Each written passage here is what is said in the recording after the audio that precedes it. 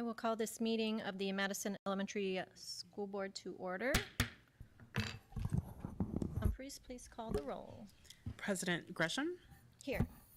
Vice President Thompson, Present. Member Holcomb, Here. Member Kazi, Member Spear. Here. We have a quorum. Thank you. Can I have a motion to adopt the agenda? So moved. Second. Ms. Spear moves and Ms. Thompson seconds. Let's vote. President Gresham, did we want to make that minor change? Oh, we need On to the do item. that still? Okay. Okay, don't, don't vote. I have changed to the agenda. Okay. I rescind my. Okay, change your vote. Oh, it keeps popping up. So we just to do nay and go back to it? Okay, yes, vote no. Oh my goodness, okay, nay. Okay, we just have a slight change in our action items. So we're going to move 9.4 up to 9.1 and move everything else down. Move to approve with the changes discussed? I will second. Okay, Ms. Thompson moves, Ms. Spears seconds. Now we may vote again, please. We really mean it this time. For real.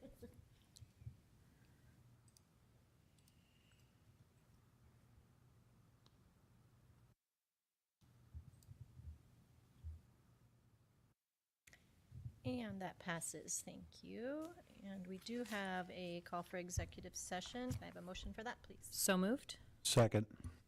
By Ms. Thompson, seconded by Mr. Holcomb. And we are adjourned to executive session. We should vote first. Oh, vote.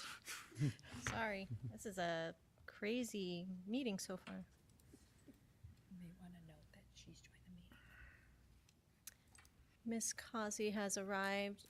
Would you like to do a voice vote for the executive session?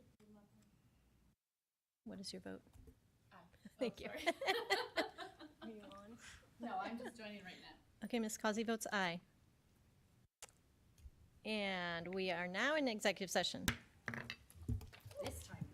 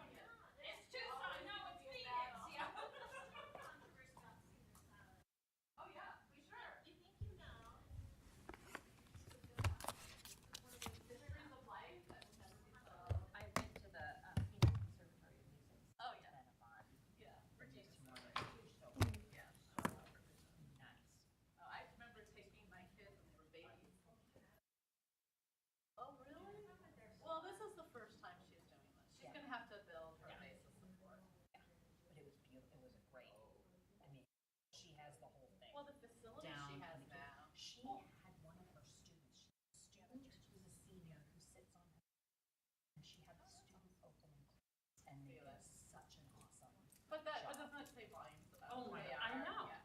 I know, it was amazing. It was amazing. Yeah, they're doing some really good stuff. I think getting kicked out of Metro Center was, I know it was a real nightmare, because they gave her very little notice. Yeah. But it was a blessing. right during COVID? Yeah. Oh, it was, Yeah. yeah. It was just. In the midst of that horror, yeah. But that place is amazing. It's amazing, My yeah. son did the, whatever they call it.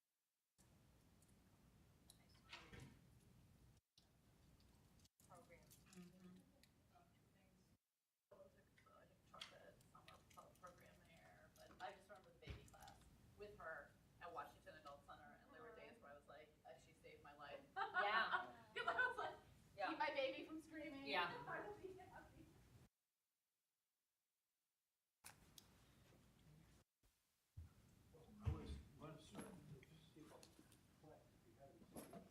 Oh my gosh, that's what I meant to bring.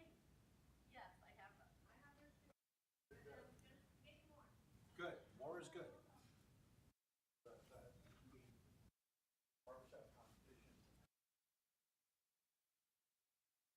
Oh, you know, I did apply for the grant too. Yeah, yeah. Molly and I got. She was. Oh, good.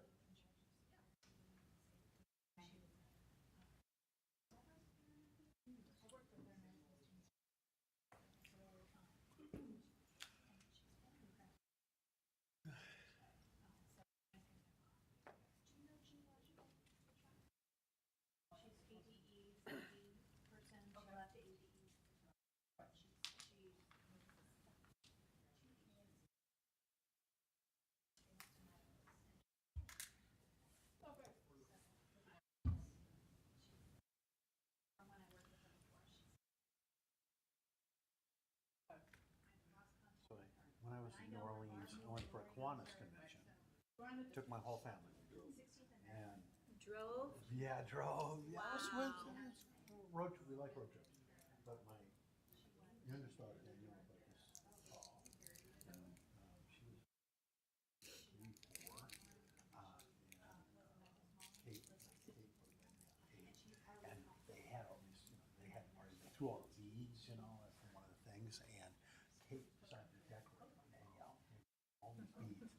And a photographer came around and said, "Can I take her picture?" And she throws her hands up.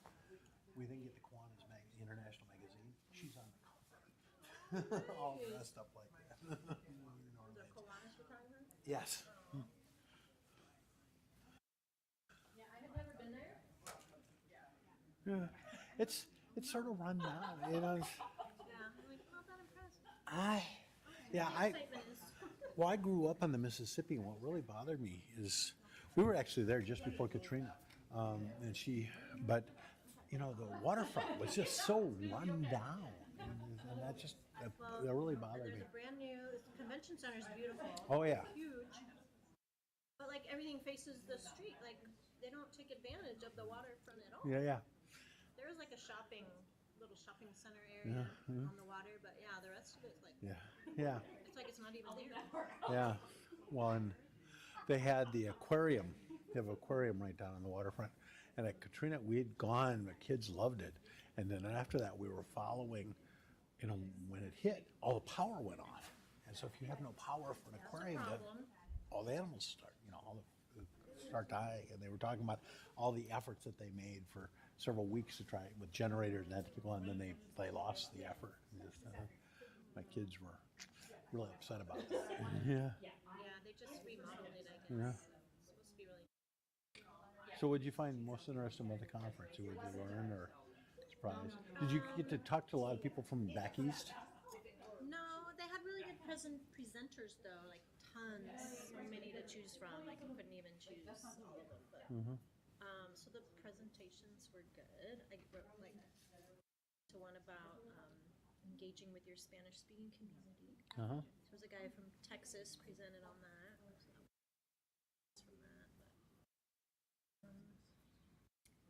but yeah, I didn't really get to talk with other people. A bunch of other districts too from Arizona were there. Uh-huh. So Well, good. all together, but yeah, just pretty standard. But it was good.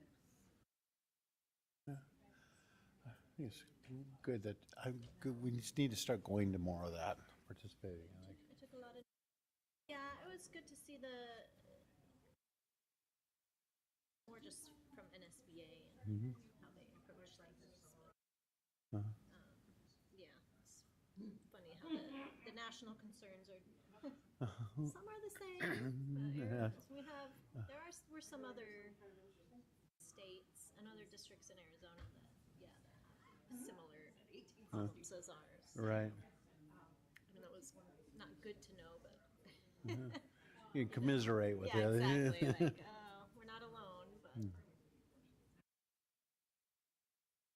they have one. I'm going to read their priorities, but one is like, make sure that any publicly used funds are held accountable. Right? Right. And there were other people around me were like, no, or they're like, what? We don't need more accountability. It's everyone else with like, the ESA states. Right. Like, yes. And they were like, oh, that's what they're talking about. Yeah, we're not talking about Like, public other schools is when states you, they didn't know. Yeah. They didn't understand the problem. Yeah. It's good to go at least once. Next year is in Atlanta. yeah. By the way, you should see, Matt Gress has already put out a statement. I don't know if you saw it. I didn't read it. I don't know if I want to read it. It's actually it's very strong in that this has to be stopped. Yeah. He's really trying to walk that line. We should look at his video. Yeah. See how that went. Yeah.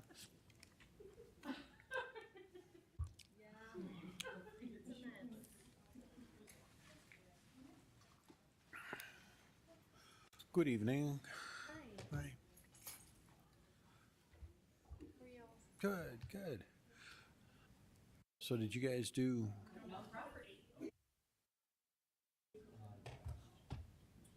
Eclipse? So we had a live viewing for students and kids, but then we had so many kids just bring in their own viewing glasses. Yeah. It all worked out okay. Yeah, I was in Texas. We did a viewing, like a live streaming, because we didn't have glasses for everybody and couldn't do it. So CNN did a live streaming of it. So it was pretty cool. Yeah. Yeah. I was in Texas where you got to see it. I know. How was it?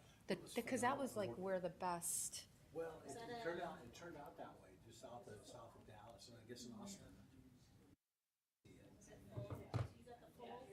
Oh yeah. Like full dark, right? Full dark. Yeah, 2 hours. Yeah, went dark. Well, not the darkness. The darkness was about 3 minutes. Okay. But I mean, the temperature what's really, the temperature goes down, and then the sky goes from blue to gray to. That's crazy. I wonder what the temperature difference was. That would be interesting to see what the temperature difference was. Well, what you really get is before it becomes full, we were sitting out in the field, and the clouds would come, and then there'd be clear spots, there'd be cloud, and a clear spot, and when a clear spot came up, you felt like you were under a heat lamp. Wow. And then it would disappear when the cloud went down. It was really intense. That's why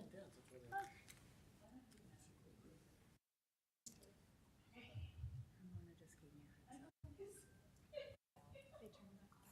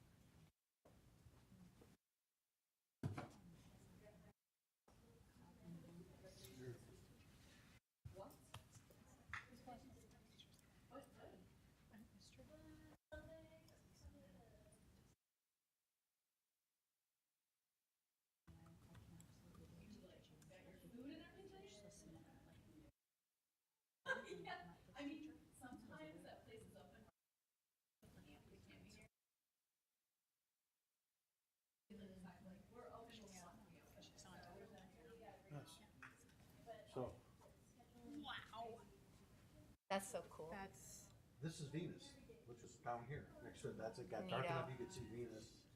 And that, oh, Oh, neato. wow, that looks like an egg. yeah. Wow. And that's what, you know, and that's. Well, Barb you make it Marshall up. got us Eclipse donuts. Oh, yeah. So it's almost as good as We seeing the we got a Sonic, you know, that dark shade, special, float they had. I hired 2 people today. Very excited.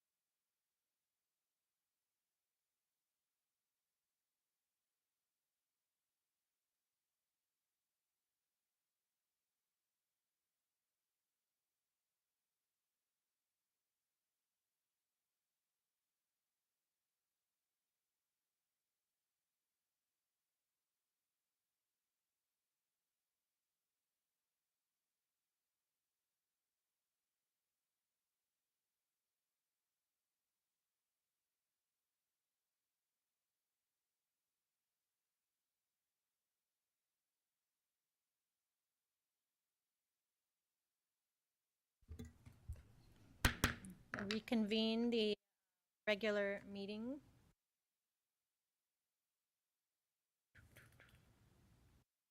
We'll start with the Pledge of Allegiance. Mr. George, would you like to lead the pledge, please?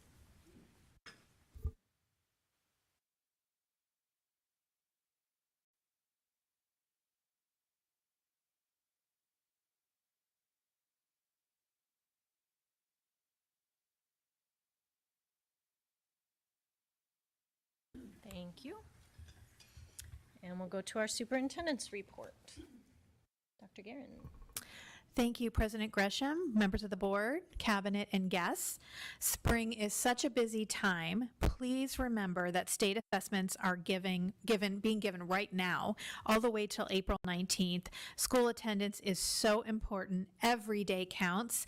Please check with your school for your child's assessment schedule. Thanks to all the staff that is managing all of that mandated testing. Parents, on April 15th, you'll be receiving our annual parent survey. I know there's so many surveys out there, but your feedback is crucial as we strive to provide each student with an exceptional educational experience. The survey will be open until May 15th. Thank you in advance for taking the time to respond. I want to thank our staff and our faith-based partners for attending Madison's Spring Interfaith Breakfast last week. It was a great opportunity for our community to come together to discuss ways in which we can partner to support our students and families. If you have faith-based organization partners or you belong to one and you'd like to join us, just contact Ms. Humphreys and let her know we are recruiting. Very excited, and it is coming up quickly, the Madison Gala. This is the second Madison Education Foundation event of the big event of the year. They have many events. It's Viva Madison. It's their biggest fundraiser of the year, and they fund things like Art Masterpiece and field trips and teacher grants. Please join us for a fun-filled casino night on April 27th.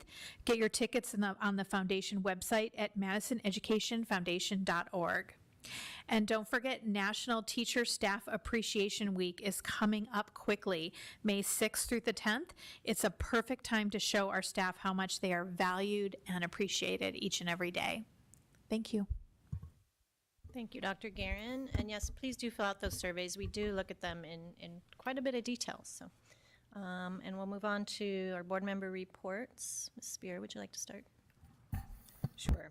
Thank you so much, Dr. Guerin, for your update. I did also want to echo the surveys are critical for the governing board and for our administration as we move into the next year. It is an opportunity for us to reflect on what we're doing well and what we could do better. And so I do encourage every parent to please, please, please fill those out. As a parent, I remember receiving those, and I did fill them out because I was wearing my parent hat, and my own child had in their own unique experiences in their respective schools. And so I just want to make sure that I encourage all of our parents to take the time to fill it out. It does not take that long, and it is your voice and it is your impact. Thank you. That's all I have. Thank you, Ms. Spear. Ms. Causey, are you ready? Thank you, Madam Chair. Just a few items of some things I've been involved in. Ms. Thompson, sorry. I'm still hearkening back to our meeting, attended the online, which was very convenient, SIMUS site-based management team, which was kind of fun. Sarah and I used to Miss Spear and I, clearly I'm having issues tonight, used to participate when we were parents at Madison SIMUS. Really good participation. I was really impressed with the size and the representation on that site-based management team, and we provided a legislative update, but I think more importantly, members were very interested in hearing about our budgetary process, kind of insight into what the budget might look like this year, and had a few other questions regarding some benefit issues. And I think we also kind of challenged some parents to get a little bit more engaged in following what the board's doing, maybe looking at when we're adopting a new curriculum, coming and look at this curricular material. So it was a good meeting. It was definitely worth the time to participate. And I think just, putting that out there, we'd, I think, be interested, any of the board members would be interested in participating in site-based management teams. They're a really important way that schools engage not just, obviously, members of their staff from every grade level, but also members of the community at large. Really powerful organization and group as far as what they can do. I also had the pleasure of going to Madison Meadows and meeting with staff member Brian Stevens and his student Michael to provide some insight and kind of level of expertise as much as I could try for his community project that he's doing for his kind of final IB project. And so he's focused on the food waste in regards to the cafeteria trays and looking at other options, maybe reusable or compostable trays. So it was really exciting to learn of the research they had done to date and the questions that they had, and hopefully I was helpful. But it's a great process. I always encourage everyone. I know many of you have already participated as community, what's the term? Advisors for their process. So and then I don't know what the date is for the actual open house for the community. So if you can attend, it's pretty spectacular. Students will have their projects, they'll be at the tables, they'll be doing short presentations, and you can answer questions. But it is always impressive, the problems that they tackle, the solutions that they identify, and the work that they do, because they usually do a project that involves doing some type of action, which is always impressive. Thank you. Thank you, Ms. Kazi. I'm sure you were very helpful. You're very knowledgeable about that. Mr. Holcomb? Thank you. Yes, I very much enjoyed the interfaith breakfast. It is great for us to be able to get together with our faith-based communities. We serve the same people, and I was able to. This person on my family was able to go see the full total eclipse. And it took me back to when I was a kid. I didn't see it, but we had glasses and cell phone cameras. I remember as a kid having a shoebox with a pinhole in it. Watching is the only way you could watch it, so you didn't burn your eyes out. But hopefully, a lot of families and kids got an opportunity to see that. If I can recommend, if it ever the opportunity comes back again, it's hard to describe how just different and all-encompassing that is. The temperature changes, the animals react. It becomes a different world for however long the total eclipse happens. And then I also want to remind people, not only do we have the gala coming up, which is going to be a lot of fun and a great fundraiser, but we have a presented performance this weekend called Celebrity Autobiography, and I saw that there were 2-for-1 tickets being sold out there as well, and people should really come. There's people from Saturday Night Live, Second City, a lot of different well-known comedians coming and be at that show, and it should be a phenomenal show. And that's all I have. Thank you. Vice President Thompson? Thank you, Madam Chair. I too wanted to echo my appreciation for the interfaith breakfast. I also appreciate the staff and the faith leaders from around the community that were able to attend. I also look forward to revisiting that format to make sure that we can get some other some representation from other faiths, be it maybe at different times of day or different weekdays, so we can ensure that we're reaching farthest possible into those communities. I was able to visit Heights yesterday and to help out with making sure kids kept their glasses on while they were watching the eclipse. But I can tell you, as I was walking from the office to my children's classroom, there were first graders I said, "How does it look?" And they'd say, "It's amazing!" They were so excited, and the fourth graders had the same reaction as the first graders did. But I deeply appreciate all of our educators when something like this comes up, the ones that are able to work with their classes and get their kids engaged in science this way. My kiddos, who are now fourth graders, had a wonderful preschool teacher at Heights who, when they were 3 and there was an eclipse, had the boxes out so that the kids could see the eclipse, and they still talk about that 7 years later. So thank you for all the teachers and parents who help make it possible to get kids engaged in science in that way. I also want to echo my thanks for being a part of the SIMUS site site-based management team yesterday. In addition to the issues Ms. Kazi brought up, we also brought to some of their attention some of the legislative issues and state budget issues that are facing our public schools, and really appreciated the opportunity to do that. And as was stated, we always appreciate the opportunity to be invited either to those site-based management teams or to our PTOs to answer any questions that parents might have about the governing board or some of the issues that are impacting our schools. So thank you for those opportunities. And that's all I have. Thank you very much. Yes, site-based council is a great way to get involved. I was on both, well, I was still on my kids' high school site-based committee, so definitely look into that, and we would definitely be happy to attend any of those. I just want to thank everyone, the fellow board members and everyone, for giving me the opportunity to go to the National School Board Association Conference, which was, I just got back yesterday. So that was really great to see, different views from, what other states are experiencing. Arizona is definitely unique in that for our public schools. But if you don't mind, I wanted to read, they have their priorities, just as the Arizona Association has, like a couple pages of priorities. So these are the National School Board Association priorities for this year: prioritizing student health and well-being, securing full funding of the Individuals with the Disabilities Education Act, which is the IDEA, advocating for continued title funds like Title I and Title II of the Elementary and Secondary Education Act, promoting equitable access to technology and technology education, advocating for student nutrition and funding needs, and promoting protection and accountability for the use of public funds, which is, of course, referring to vouchers and ESAs, and making sure those are being held accountable as we are. So I just wanted to share those. And again, thank you for allowing me to attend. It was very informative. I got a lot of good ideas. Dr. Guerin might regret me going because have this long list of things that I'm gonna share with her. So it was great. So thank you for that. And we will move on to our consent agenda. Do I have a motion to approve do I have any changes to the consent agenda, or a motion to approve? So moved. Second. Moved by Ms. Kazi, seconded by Ms. Thompson. We will vote.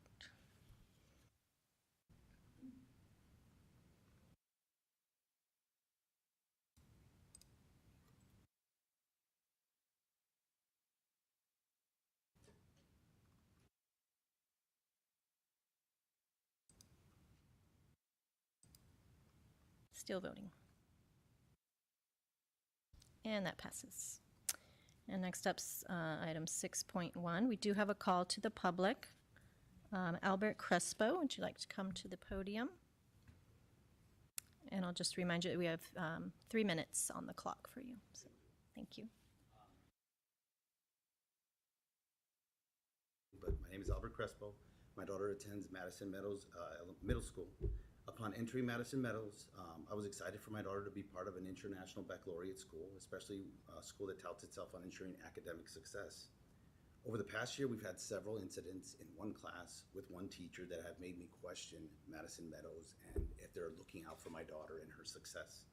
So the instances that have concerned me: during the first week of school, her very first assignments in science class, show and tell.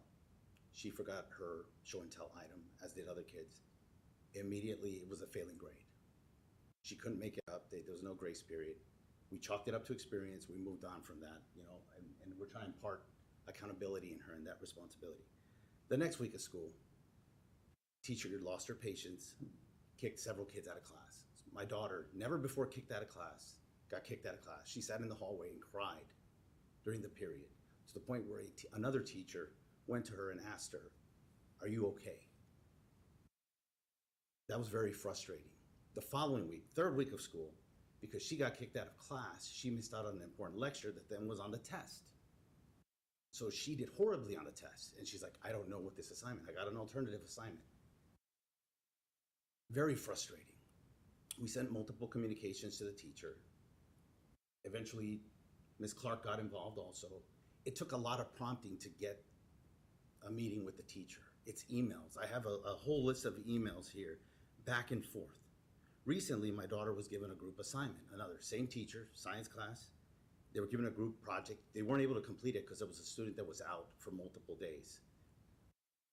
Ms. Showerman allowed them, that's a science teacher, allowed them to take it home. My daughter took it home. It was kind of messy, got tussled in transport. She's like, I'm gonna do it on my own. I'm gonna work. She called, and it was funny, it's like virtual meetings during COVID. She's calling and texting and virtually meeting with her friends, and they're fixing things. She submits the project, she takes it to school, does a presentation. She feels positive, she comes home, failing grade. It wasn't a group project, you didn't do it all together. She ends up having to do the project for a third time during her lunch period the following day. Very frustrating for me as a parent. Recently, we continue to have issues, and I've tried to meet with Ms. Clark. We had a phone conversation. We met with Ms. Sherman, the assistant principal. I don't feel like I'm getting anywhere. We keep being directed to power schools to resolve some of these issues, like it's in the system. That system is so glitchy. I've seen my daughter's grade go from an F to an A in 20 minutes. But that teacher, being more responsible than I would say the science teacher, is reaching out and emailing my wife saying, hey, I'm trying to fix it. There's something going on. She's not failing. You're good. We have teachers that respond very quickly. We've had great luck. My daughter's afraid of Marlo Johnson, but she respects her, and that teacher is on it. Ms. Schwallenberg, there's so many good teachers, but there's this one teacher, and it's so frustrating as a parent. I've never had this. My wife and I have had kids at Simus, at Rose Lane, and now at Madison Meadows. And I'm sorry, I know my time is up. I work for city government. I'm a public servant. You don't deny people the opportunity to talk. You don't say, go to the app. The app may not work. Power Schools is glitchy. We're seeing things beyond the deadline. And it's not her fault. It's not my fault. We're learning. She's a 5th grader at Madison Meadows. This is her first time out.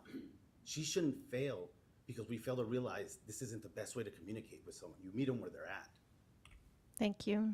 Thank you, sir. Thank you for your time. All right. And I will ask Dr. Guerin to follow up on this matter. I will, thank you. And we will go to item 7. We have some first read on some board policies. Dr. Guerin? President Gresham, members of the board, cabinet, and guests, I'm going to turn it over to Dr. Lomeli for the first 2 policies, 7.1 and 7.2. Thank you, Dr. Guerin. Madam President, members of the board, cabinet. The policies that I bring forward for first read, the first one is GBEF, staff use of digital communications and electronic devices. The revision of this policy is basically clerical, and it's updating social media from, for example, removing MySpace, changing Twitter to X. So it's those types of just clerical changes.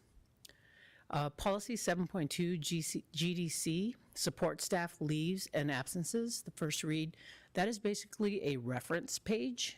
And so it's just removing that page because we do have a policy that is professional and support staff leaves and absences. Thank you. All right. So just those 2 for you. Any questions for Dr. Loma? Mr. Holcomb? Yes, just if I may, because social media, and particularly the rules and how to use it properly and not, I was wondering, we're making just the clerical changes, but have we done looked at that or review, or are there other things that we think need to be done? I think this is an opportunity. This is something I've seen in my professional career too, is where the social media and the rules and having that clarity and having it uniquely defined for what we do is important. And I'm not seeing that there's any real deficiency, but I would ask, as we bring this back to for a second read, that we take a look and see if it really matches what we need, and to say, you know, I wish it said this, or this could be done better specifically for what we do, because I think a lot of general rules don't apply. Sometimes they don't do the best service for unique situations, and I consider school districts very unique. And thank you. Thank you. Thank you. Ms. Kazi? So, Mr. Holcomb, this particular policy applies just to staff. Are you speaking of just to staff, or are you talking about a little bit more globally than that? Well, I think as we can have more criteria for students and others, but I think that goes more in the student handbook. But I'm really thinking about staff, and I understand this policy applies to staff.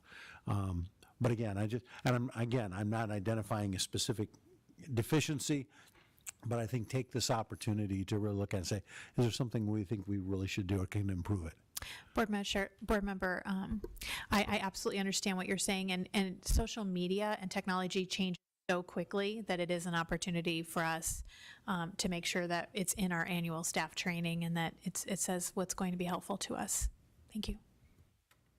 Anyone else? Thank you. Yeah, it's probably something we should definitely be looking at more often. All right, we'll go on to the next group. Dr. Guerin. President Gresham, members of the board, cabinet, and guests, I have 3 policies with really minor language changes. The first one is 7.3 BEDB, and it is related to the agenda.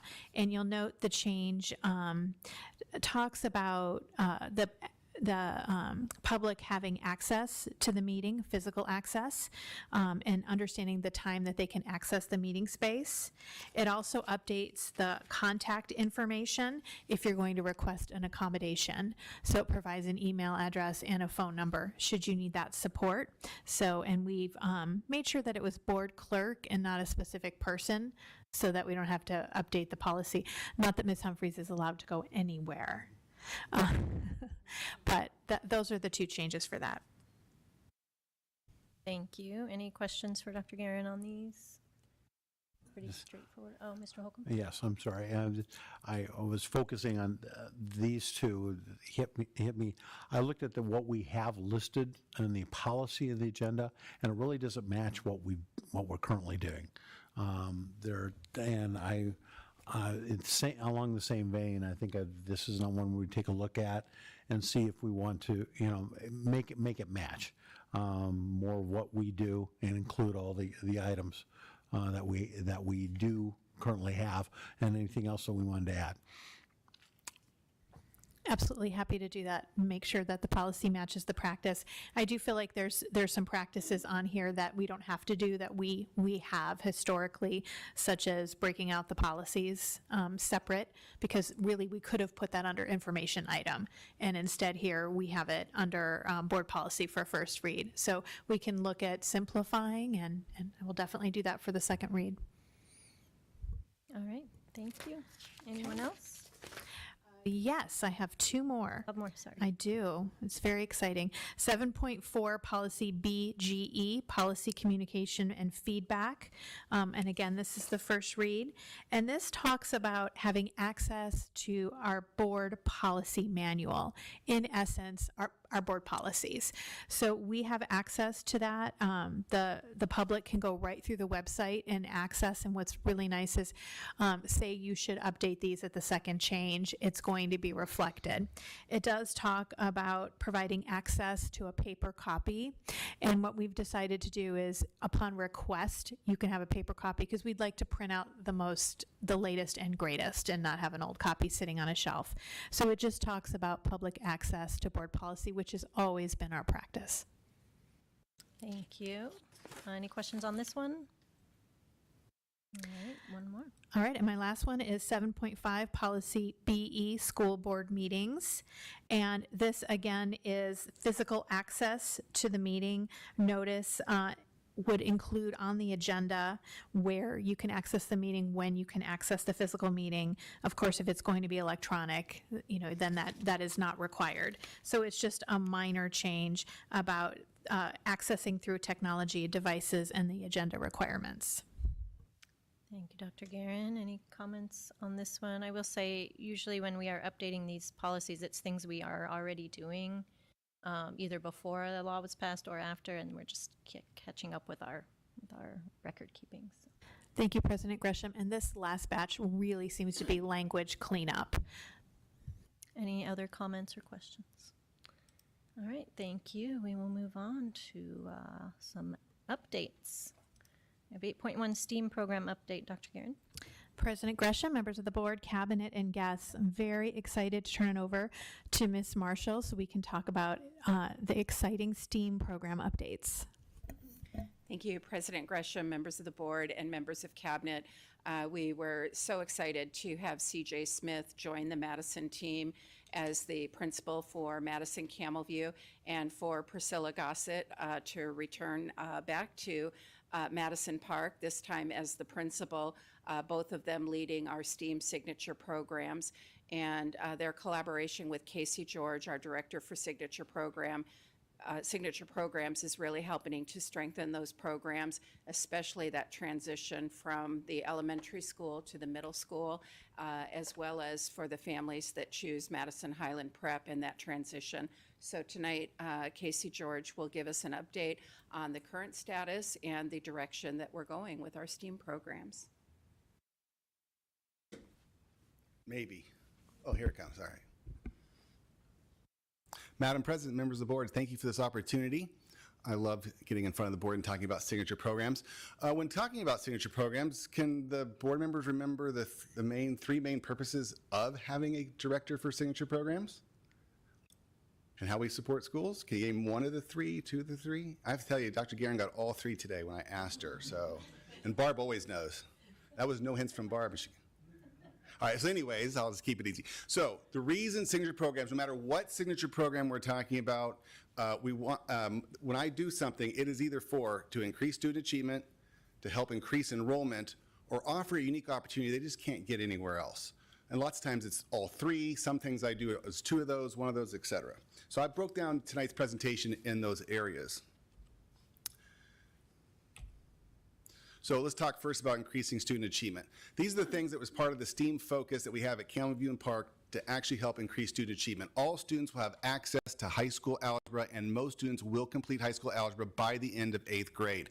This has been with us quite some time, and so right now I'm going to give you a little bit of a progress update. Typical year at Madison number 1, you have about 18% of the kids in 8th grade taking Algebra 1. At Meadows, you have about 28 to 30%. I think this year is 31%. Thanks for that update. At Madison Park, 40% of the 8th graders are in Algebra 1. So we have hit a milestone. Now I'm going to give a caveat to that, and it's an important one. The majority of kids at Madison number 1 in the algebra will be ready for geometry. The majority of kids that are in algebra at Madison Meadows are ready for high school geometry. The majority of Park kids in algebra are not quite ready for algebra. I mean, are not quite ready for geometry. About 40% of that 40% number are ready for geometry. So as we did this transition, it's actually really good news because these kids will go into honors algebra with a lot of confidence and experience. So we haven't quite accomplished the goal yet, but we have made a lot of progress because 10 years ago, I think we had 0 in algebra. So it's a good progress, and that's something that's going to maintain. Okay? Did you have a question? Yeah. I'm sorry to interrupt. Do we have any data on those high school algebra courses and if they're being accepted as algebra courses at the high schools our students matriculate to? Because I know it's complicated. It's very complicated. And I can't give you a current day. I can give you a pre-COVID one. That's why I hit it hard for my research. What you'll find is it depends on which district they go to. If they go to Glendale Union High School District, even our Meadows kids don't really go into geometry. Even the ones that pass that algebra class don't go into geometry. They go into an honors algebra geometry class that's kind of like extended. So they basically take algebra and they like in a semester-long type situation. Now, I don't know what current status is, but that's where historically a lot of our kids would do in Glendale Union. Okay? When it came to Phoenix Union High School District, they'd take an algebra test. They would take the Phoenix District's algebra test, and if they passed it, then Phoenix Union High School District would give them credit, but not a letter grade, and there's controversy in that too because it doesn't count towards GPA, et cetera, et cetera. So yeah, it depends on which district you go to. I'm not sure what Scottsdale does at the moment. Yep. Thank you. Yeah, Mitra? So at Glendale Union, there's a test that they have to take for both language arts and math for placement. But I know my son, who's graduating this year, does have, and I don't know in the case of Ms. Clark, he has algebra from Meadows on his transcript. So he'll have 5 years of math as a result of taking algebra in 8th Excellent. Excellent. I have a question for you. Will he be placed in so So he was in honors geometry his freshman year. Awesome. Yeah. Thank you. All right, that's an update. That's different than what it was before. And thank you, because I appreciate that. I know how complicated it is. I know every high school districts, or, all districts accept those credits differently, and I know that can be confusing to middle school parents, so that's why I just wanted to clarify, so thank you. Yep, absolutely. And I don't have my glasses with these. Oh, it's right here in front of me. So math scores, according to the state assessment, will be 10% higher than the state average at each grade level. That used to be about 10 years ago. Then it kind of went away, and now it's back. And I worked with the principals this year, with our new principals this year, and saying, okay, are we in agreement? This is something we're going to do. So this is being refreshed, if you will. So what are we going to do in order to achieve that? That's what we're going to work on with the principals and the teacher. Cross-curricular integration learning. So this is the idea of really bringing, most specifically, science and math together. And so we're going to identify those math skills that kids commonly use and need in the science, and making sure that it's application learning. What CJ's wasn't able to hear to come tonight, he's at a conference right now. He is big on this, and he's big on giving the kids the reason why they're learning the math, application learning. And engineering science coursework. Student achievement is not just about math and reading. With Project Lead the Way, we're really looking to amp up the actual engineering education these kids get. So when it comes to enrollment, so when I think of enrollment, I actually think to myself, what would cause a parent who lives in a different district to say, you know what, it is worth me making that trip and taking that child to another school? And so these are the type of the things that we have in our plan to draw enrollment into Camel View and Park. Students will have an opportunity to participate in an after-school STEAM club every day after school. What's not on here, for free or a minimal type cost. So what you'll be getting at Camel View, and what we've tried over the years, and the biggest challenge, you can probably guess what it is, it's actually getting employees. So we have some money, we have some funds, we have some grants, we've got that, but getting employees is the challenge. So, but at any rate, just think of, if I can have, a lot of families will sign their child up for soccer or a music lesson or a dance class. Here, they would actually get their child, because it's STEAM, not just STEM, they can actually keep their child that day after school for a very minimal cost or free for an activity. Algebra by 8th grade, see, that crosses two barriers. In other words, so that's also, we would draw enrollment. If you bring your child here, they'll have not only access, but we're thinking by 2030, all kids can graduate with algebra by 8th grade. Engineering coursework and a focus on Project Lead the Way. Project Lead the Way is a national curriculum. Mr. Smith, the principal at Camel View, already has this Project Lead the Way flag flying out of school. We have fully adopted it. So I'm going to talk a little bit more specifically about Project Lead the Way. So it is a pre-K through high school engineering program curriculum. Madison Highland Prep obviously has already adopted that program. We adopted Paxton Patterson about 10 plus years ago. That was the right decision at the time. Project Lead the Way did not have their elementary, middle school system as well as it is now developed. So it is a perfect time to transition into Project Lead the Way. And that includes Intro to Engineering, which is a high school course that our 8th graders are actually taking advantage for the past 3 years. A Project Lead the Way class that our kids have been taking advantage of. And if they go to Madison Highland Prep, they get high school engineering credit. So the launch program, we have not adopted all of these yet, but excuse me about that. But most of these we've adopted for next year, and then we're looking for the following year. These are like modules, units that we are going to be doing at the different levels at Camel View. So you can just take a look. And Project Lead the Way launch is a pre-K through 5th grade system. So just keep that in mind. I've worked with both principals. We talked about, well, we're not going to duplicate or overlap, that type of situation. Project Lead the Way Gateway is the middle years, and we're looking for next year app creators, flight and space, medical detectives, design and modeling, intro to engineering, and robotics. And then last, the unique opportunity. Again, STEM elective, that is unique already. It's been for the past 10 years at Camel View. So anywhere else, if you go to like Madison Heights and such, you get art, music, PE on a rotational basis. At Camel View, you get STEM. Part of the 4-day rotation. Project Lead the Way is a unique opportunity. Again, it's a national curriculum, and there's some strong engineering skills these kids will get by the time they graduate from 8th grade. Makerspace, both schools have them, but we're looking to amp them up big time especially at Park, where instead of dealing with cotton balls and toilet paper rolls and that, I'm talking about linear actuators, electric motors, 12-volt electricity, some really cool makerspace that we're going to develop this summer. And of course, we've had Vex Robotics for the past 3 to 4 years. Wow, that was a lot of information. Thank Questions? you, Mr. George. Yeah, this is so cool. It makes me want to go back to middle school. But any questions for Mr. George? Ms. Causey? So I just want to state that I think that there's a perception that if you send your kids to Camelview or Park, they need to want to go into engineering, and I think that that could be furthest from the truth. What I love about Project Lead the Way is it's teaching our students through engineering as the platform, right, or STEM as the platform, future-focused skills that I think will apply for anything they want to do in college and beyond. So problem solving, working collaboratively, that iterative process that engineering teaches that is so magical because it just builds in that grit, right, of trying to get to a better product that you're working on. It's just really, I feel, an amazing program. And I remember when Dr.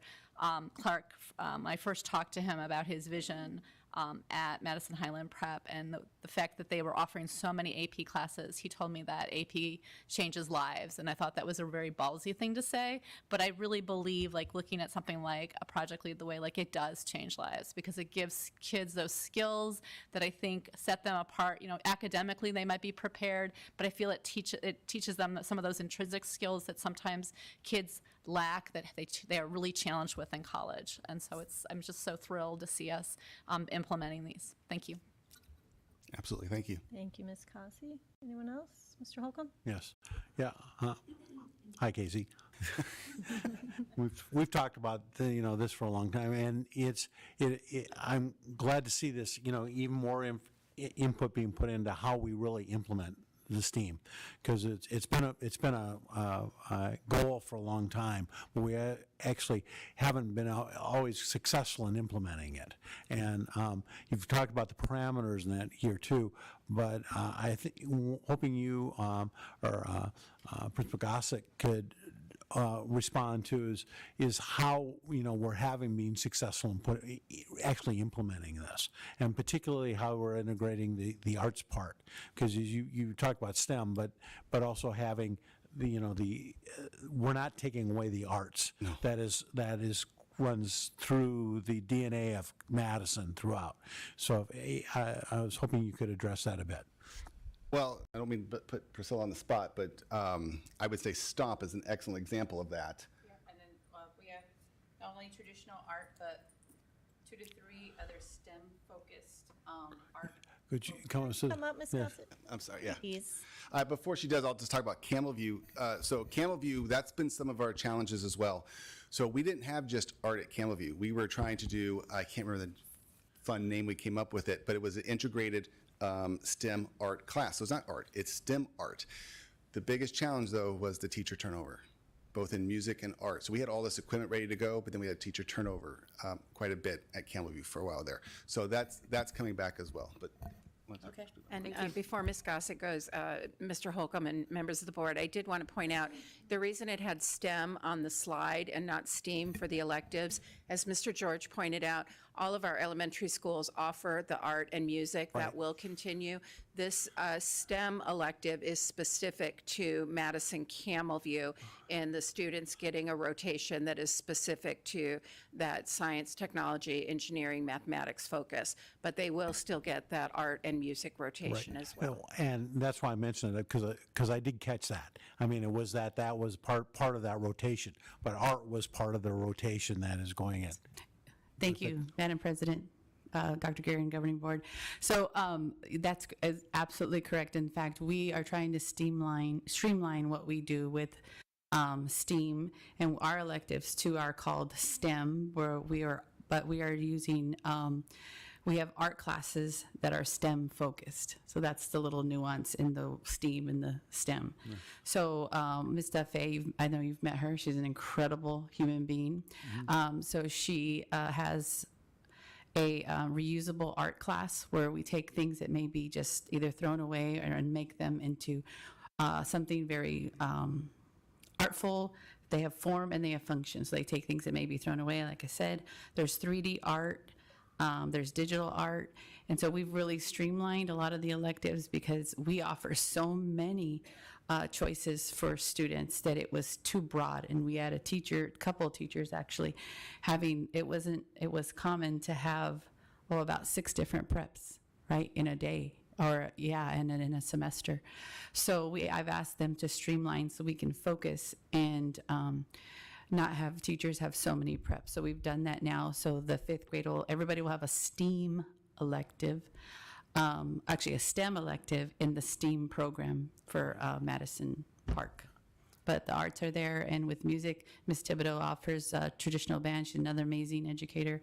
So traditional band, and then the Stomp, which is based on the musical. I just found that out actually a couple of months ago, that Stomp was based on the musical. You've not seen Stomp before? I've seen it, but I don't know, somehow the light bulb didn't go off for me when I just saw the cool performances and what the kids were doing. So Yes, thank you. And will you please let us know when we can go to another Stomp performance? May 2nd. Yeah. May 2nd is our STEAM night. What's happening here, Yeah. Mr. Holcomb? And I'm actually, I'm as you know, I'm Steampunk. full, steampunk and full steam ahead. And Yes. it's just, I really do appreciate having participated there. How you take that, the science, the engineering, and and then also allow that artistic expression, which I think is the key to really being successful. As Kazi mentioned too, it's not just. We also started a science of PE. I know we've had that sometimes before, but being intentional and purchasing the STEAM curriculum for the science of PE, where the kids participate in PE, but they're collecting data, going back and analyzing it. So more of a scientific approach to physical education as well. And that's what I'm glad to see this progressing, because it's it is a progression. Each one of our signature programs have been a progression, and this has been one that sort of the last program we're really putting together, and it's good to see that progression going forward. And if I may, Ms. Marshall, Dr. Guerin, this type of talk about the signature plan and how it's integrated in Western School, I think we've talked about it before, really should be a focus of our SAPS, presentations. We get the demographics on it too, but how we're really implementing these programs, I think is something that we really want to have an emphasis on. Thank you. Always a work in progress, and Mr. Holcomb does like to express himself. We have another question from Ms. Thompson. I just wanted to make an observation. Ms. Kazi talked about how these programs aren't just about students who are interested in science, technology, engineering, and math, but they're really teaching life skills. And I hope that as we think about how we market all of our signature programs, we're really helping parents who can sometimes be very literal about the programs that are offered really understand that even if your child isn't completely interested in pursuing a degree as an engineer, if they know that when they're 5, that there are opportunities for them to grow as a learner and become engaged. And also that there are students who might be, who start in one of our signature programs and find it's not a fit for them, but there's a home someplace else in our signature programs, and they aren't quite as rigid as some parents might understand. So I'd just like to encourage us as we think about how we market those plans to parents, to think about how we can more broadly bring families into those programs and to understand them a little bit better. Thank you for that. Yes, we do, and I always like to repeat this, that we have the arts at all our schools, we have all kinds of electives, so you're not, boxed into one thing. And even with the arts at number 1, I get asked a lot, like, do they have to go to Rose Lane in order to go to number 1? Like, not at all. There's beginning classes, so yes, you can switch around and all that. So, and I did confirm with one of my high schoolers that he did take geometry as a freshman and algebra as a sophomore, so algebra 3-4, I guess, right now. Excellent. So that's from number 1 to PV district. So I don't think they got an extra year of credit, but it's kind of a self-placement thing. So. Yeah. Ms. Spear, thank you. Thank you. As long as we're talking about what we do at all of our schools, I want to make sure that we do also mention that despite budget cuts that happened in the 2012, 2013, 14, 15 years, our students have always had access to music, PE, and art at every single one of our campuses, elementary and middle school, and they continue. And that is something that this board, as long as I have served on it, has held near and dear. And I'm glad to see that it is being incorporated into all of our signature programs across all of our schools. And that's all. Thank you. Absolutely. Thank you. Okay. Thank you, Mr. George, for your presentation. Thank you. Okay, brings us to 8.2. We have a bond update. You want to introduce this, Dr. Guerin? Yes, President Gresham, members of the board, cabinet, and guests, I'm excited to turn it over to Ms. Garvey to introduce her speaker. Thank you. Good evening, Madam President, members of the board, Dr. Guerin, and cabinet. Mr. Calvin is here tonight to talk about all the projects that have been going on over the past year. So, hello, thank you. Madam President, members of the board, Dr. Guerin, members of cabinet, good evening. It's been a while since I've been here to give a construction update, so I felt it important that we just kind of reach back over the last 12 months and share some of the success we've had. So, all right, moving on. The first slide that I'd like to talk about here is our safety security. I kind of broke it into little parts so we can look at the first one, front office remodels. When I looked at this earlier today, I realized complete at the bottom is not totally accurate, even though the front office has been remodeled and a lot of the main components are in place. You know, Mr. Jose Alameda with the district and myself and Kyle DiMatteo, we'll do trainings. We're looking at what's happening in the industry out there. What are other schools doing? So is it ever complete? No, we're always looking at what else we can do. So moving on. Security cameras, that's a CCTV systems, we're 63% complete. Card access, 71%. Fencing around the districts at 74. Door hardware is at 100. And when I talk about door hardware, it's a lot of the communicating devices between classrooms, storage rooms, exterior doors, things like that. We want to make sure that we have a common element on how those doors operate at all the schools, so it's the same. So our safety trainings and everything else are just much easier to understand for everyone. Lastly, window coverings is at 68%. Now, many of these projects are currently, they're under bidding or under construction, so they're not reflected in the percentages complete, but it's my goal to have the majority of this work completed by the end of the calendar year. Okay, next up, over at Madison number 1, right next door, over the last 18 months, we went through and remodeled the kitchen, cafe. We added outdoor dining, top left picture, indoor dining with some nice colors and aspects to try to bring it into more of a young adult feel. Below that, you'll see the outdoor dining. Sorry, the furniture's not shown in that photograph. Top right, that's our new kitchen over there, all new equipment, serveries. Speaking of serveries, probably the most important picture on this slide is the one in the middle on the right. It shows all these avenues to get into the servery, get the kids their food, get them to sit down, more time to enjoy their lunch. And lastly on this slide is the concessions building. So all projects complete, and a really strong note about this project, Wilmang General Contracting was our general contractor on the project, and we were able to save $292,000 on this project through contract buyout. Things that created that money are like scope overlaps and shortened durations for subcontractors. When a strong general contractor works with these subs and says, I want electricians in building A, plumbers in building B, and everybody works together with weekly meetings, their durations shorten, and there's money saved. Great thing is, it's money we save too, so.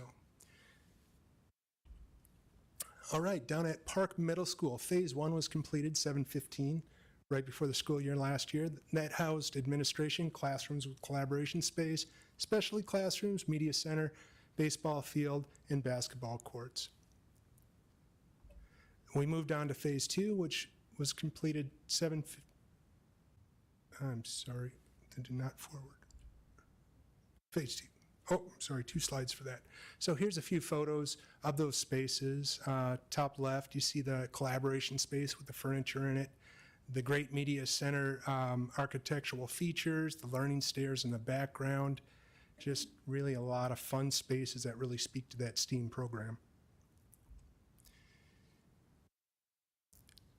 Phase 2, we have top left is the gymnasium. That was completed just not even 2 weeks ago on 3/29. You'll see the indoor gym, then below right is the locker room, restrooms, just some fun tile, great finishes, stainless steel sinks, long duration, long life cycle. And lower left, that would be I only added 1 slide for that, I should have had more. But that's our preschool, developmental preschool community ed building that houses a math classroom also. That was completed just a few days before the gym. So March was a great month. Okay, to finish everything up at Park Middle School, we have a few things going on out there. The football field and running track in the lower left yellow box. Then the preschool playground in the green box on the north. Bus lane all the way along the north. Bus lane's going to be great. Pure separation, parent drop-off, most of the staff parking, and the buses all have their special areas, which is super great plan for us. Final landscape, and I'll finish. You know, we're looking at 7/5 for a final completion date. I think we can bring this in a little bit earlier, and we'll get that grass really a lot of time to grow before all those little shoes get back on it. So park's going along great. Here's a project that, it was a super quick project right next door again at Madison number 1. So you look at the expanded view of the oxidation and the failing paint on the outdoor, the metal on the outdoor of the building. We went through the whole campus, did the flag poles, light poles, everything else, the stairs, and there's one after picture there that you can see. But all that work was basically done in about a 15-day window, mostly over spring break. So 30 guys out there over spring break, just a lot of manpower, a lot of effort, great result. I think when I punch walked it, it was only 3 little items. So fantastic project. Okay, that's the end of the presentation. Any questions? Thank you so much. What did you catch? How big? That is a 7-pound largemouth bass out of Sororo Lake last summer. Very nice. Was that on your spring break? It's kind of funny, when I was digging through my photo library, I kept pulling photos out for the slideshow, and I kept seeing that, and I'm going, I gotta put It's calling you. It was meant to be in there. I love it. Well, thank you for this. Do you have any comments, Ms. Thompson? I just wanted to thank you, to help shepherd all of these projects, to bring them in, early, not just on time, but early and under budget is so helpful. We are, the district is such good stewards of the dollars that were given by the public, that it's really an opportunity for us to do so many more things around the district. So thank you for your stewardship in that. Well, thank you for those words, and it does take a team. There's so many folks with so much passion. When it comes together, the questions get answered quickly, and it helps all the way around. Oh, and I had one other thing to note. All my fish are catch and release. I just take a picture, shake hands, and let them go back. Thank you. Ms. Spear? Well, if that's the case, then I hope to meet him. I like fishing. I wanted to, and we've been working together now for at least 12 years. At least. When did you start with Madison? I was thinking about that a few months ago, and I thought, I've been here 6 years, 7 years. No. But it's probably 12. Because I remember when you were hired. And so I'm thrilled that you're still with us and that you're still saving the district money. And there are certain there are certain ways that a board member feels comfortable and feels like the integrity, the commitment, the dedication, all of those pieces are all in one place. And you certainly are one of those people that as a board member, I feel very good that you are on the job, on the site, seeing where we can make economies of scale and make sure that our projects are true to the bond and true to the intent of our taxpayers. I did have one question, and that is with regards to Madison Park. I'm wondering, knowing middle school boys and middle school students, I should just say, there is sometimes a need for them to run and to move when they do have the break to go outside. Will they have access to the fields on their lunch hour? Not hour, but break? Good question. As far as the fields, the baseball field right now is currently open. The football field, running track will open for next school year. Okay. And when it's finished, I'm not, it's more Gossip might just be able to address enduring, and the enduring need of middle school students to move is only getting, that need is only getting greater. And I would love to know that there's an opportunity for students to run around. Ms. Gossett, do you want Like to? chickens with their head cut off on the Gossett time wins. that they do have outside. Oh, Ms. Gossett will. She's ready. Sorry. Thank you, Ms. Spear and members of the board, Dr. Karen. So yeah, our kids play so hard, we killed the grass. So Excellent. We thought the grass would hold up a lot longer, and we were able, with some Title I rollover money, to hire 2 AIT coaches. And so there's a flag football game now every recess that runs itself pretty much. When the basketball courts opened up in October, we designated one for a full court game and the other court for 2 half court games. We're now, I think we need more basketball courts actually. Can you get that done for us, please? Because now it's 4 half court games at every recess time. The only thing now, I was talking to Mr. Calvin about this, because right now the way the basketball courts are situated and where the baseball fields are, it really splits up our supervision. And it takes more people. And so there's some blind sides right now because we only have the baseball fields to play on. But again, they do play. We've ran through that grass. It's trying to grow back. And then we have the basketball court. So we're trying to figure out a plan for next year. Do we just use that picture of where the field is, or do we preserve the field, right? Because our kids, like I said, they play. And we thought the grass, if I was talking to Mr. DiMatteo, he's like, I thought the grass would stand up a little bit longer, the wear and tear of our students, but there's definitely some patches in it. So, and then do you preserve that field during the season? And so I was thinking, do you move them when it's soccer season to the baseball field? And then when it's baseball season, do we move them back to the, so we're still thinking about all that, but yeah. With the addition of the AIT coaches, it's been great. And I'm always on the basketball court. That's my supervision spot, just because we need extra eyes and hands because of the split area into the nature of the phase 2 of the construction. So they are playing. Thank you. Thank you. I know number 1 has same issues with the grass and the supervision, so maybe you guys can brainstorm together. Ms. Kazi? So I assume the plan is still to do the upgraded track, right? Is that still the case? absolutely. So we're moving forward with the all-weather track. So it's a asphalt base with a 2-part rubberized surface. It's top of the line. Excellent. So we could have like Very meets there exciting. for the. Yes. And I just wanted to say, you always think like, oh, like we're doing a great job, but there's nothing like having a counter perspective and experience to really enunciate like how well we do things. Because I am a parent in a district that I have been rather not impressed with their building process. And I'm sure Ms. Spear and Ms. Clark could probably share, but we won't. And so I just have to say we are so heads and shoulders above. Again, as a parent, from the experience that I saw with a build out of a school and just the quality that it is extraordinary. How we do things, the quality we provide, the upgrades, and just like looking at this campus, the new park campus, just from the aerial shot, you just know it's just beautiful, even on the aerial frontage, let alone, when you're looking at it from street view. So just well done to everyone that is involved in the work that we do. With not just the construction and the design of our buildings, but the ongoing maintenance, because it is impressive compared to what else I've seen. I have to say, I thought we're doing a great, decent job. Well, now I know, we're doing an amazing job. I should have known that. Thank you. We are very lucky. Mr. Holcomb? Yeah, and I want to echo that. I remember before we had someone in your position, we actually created your position to going forward.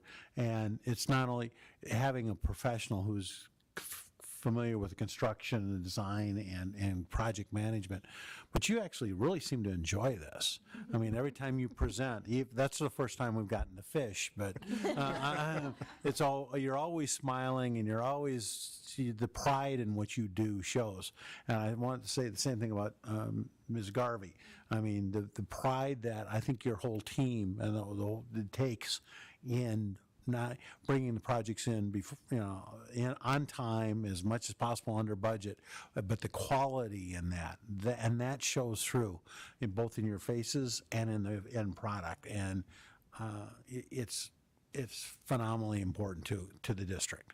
And take that back to everybody who's on your team. Great team. Oh, Ms. Garvey has a response. I do. Thank you, Madam President, members of the board. I want to just remain really positive and keep it going. I love it. And I share your passion for you. I just want to make sure that there's a clarification. When we talk about having meets at the track, it's not a full track and field place. It is a track where that's what we have right now. And we might need to look even at future bonds to expand it out, because when you do a full field, it's shot put, it's long jump, it's pole vaulting. It's way more than what has been built into this, but we are certainly hoping to get there one day. It just won't be September of '24. Thank you for that. And for middle school purposes, though, it's pretty good. We don't do all those things. Yeah. Ms. Thompson. I just wanted to piggyback on those comments and echo my fellow board members' kudos, but also wanted to point out that all of these facilities aren't just for the use of our students during school hours, but all of the community organizations that we bring in to use these. Everybody from MFC to RAMS to others. These facilities, especially at Park, I'm just excited for the opportunities that our community is going to have to be able to use these after hours and on the weekends. I know there are some places that my kids have played flag football that are not necessarily optimal, and I hope those entities look to call on us to see if our facilities could be used, because these are just it's going to be really beautiful. So thank you. All right. Thank you so much for the presentation. All right. I just wanted to add, thank you all so much for the comments. That it means a lot to me. I appreciate it, and you're going to make me want to work another 20 years or so. That's the idea. Thank you. Thank you. All right. We do have some action items. We'll move on to 9.1. Dr. Guerin. Yes, President Gresham. So is it 9.4 that we moved up to 9.1? It doesn't become 9.1? 9.4, yes. Right, okay. Superintendent's budget recommendations. Thank you. Thank you, President Gresham, Vice President Thompson, members of the board, cabinet, and fellow staff members, and anyone watching. Tonight, I will present superintendent's budget recommendation. This budget recommendation will be for fiscal year 24-25. This recommendation is based on the very hard and thorough work of budget advisory led by Lori Garvey and interest-based negotiations led by Dr. Lomeli and Barb Marshall. I continue to be impressed with our thoughtful engagement with stakeholders, that we have two groups working side by side that come together to bring recommendations to me. It's just an outstanding process, and it's just one piece of the puzzle of why Madison is in such a good position in so many ways, especially fiscally. So I want to applaud Cabinet. Thank you. As you know, we do not have a budget yet from the state. We also know it's a year when the state is experiencing a very large budget deficit. We are again in the position of crafting a budget without knowing our allocation. However, we can count on our 2% increase to the base amount, which you can see in the slide is $98.29 per weighted student count is the increase. So I'm just going to quickly review what Ms. Garvey and Ms. Marshall and Dr. Lomeli have already shared with our budgets, just a slight touch on their recommendations before I get to my recommendation. So first, if you look at our projected increases and decreases, we are up 45.5 students in average daily membership, which is great. When we increase base support for inflation, we can expect a 702 increase. Our teacher experience index went up to the tune of 150,000, which is quite nice. And for those that don't know, we get extra money when the state looks at how many years of teacher experience and understand that those teachers are going to be higher in salary. So that's a way to level that. We decided to use $500,000 of our uncommitted budget balance carry forward. And if you look to the right, you can see we had 1.9 million. We're going to take 500,000 into next year's budget. We still will have a 3% reserve, which is 1.4 million, which is so important to our long-term health. And it allows us to be nimble. And when there is ebbs and flows in what the state provides us, we're not in the position where we're going to have to drastically cut programs or positions, because Ms. Garvey is always planning years ahead. So it's just that type of planning and having that balance carry forward, which helps us to stay stable. So we still have 3% in reserves. So if you just look at the total, that is an increase, a little over $100,000 in projected revenue. So you'll see the 117,000 reflected up above. And then we're going to review our budget commitments here. We rolled up our students and we were able to reduce by 4.0 full-time teachers, which saves us a little over $300,000. We are unfortunately unable to fund retention stipends, and that is a savings of $500,000. Our medical insurance increased by 8.76%, and I want to note that we as a district are absorbing that increase. We are not passing that cost onto the employees. So when you consider any sort of raises we get or any compensation package, there are districts that do split the cost with employees or pass it on entirely. So I'm really proud that we are able to shoulder that burden for our staff. We also had a slight decrease in employee contributions to ASRS. It's only about $6,000, but we count every penny. So that decrease in expenditures when added to the $117,000 gives us just a little over $700,000 to work with. Not what we've had in the past couple years, but it is what we're working with. I just want to quickly touch on IBN's recommendations because the work was so important in developing my recommendations. I want to thank all that served on interest-based negotiations. Their total cost recommendations was a 3% salary increase. Even though we don't have the money for the 3% salary increase, it was their way to say that we're hoping we could get there, we wish we could get there, and salary increases is our most important. So it was a way to stress the importance of that. They also recommended an increase in HSA by $100 for a cost of $13,000, adding a part-time social studies position, and adding an additional step in our teacher longevity for teachers that have been here 3 or 4 years.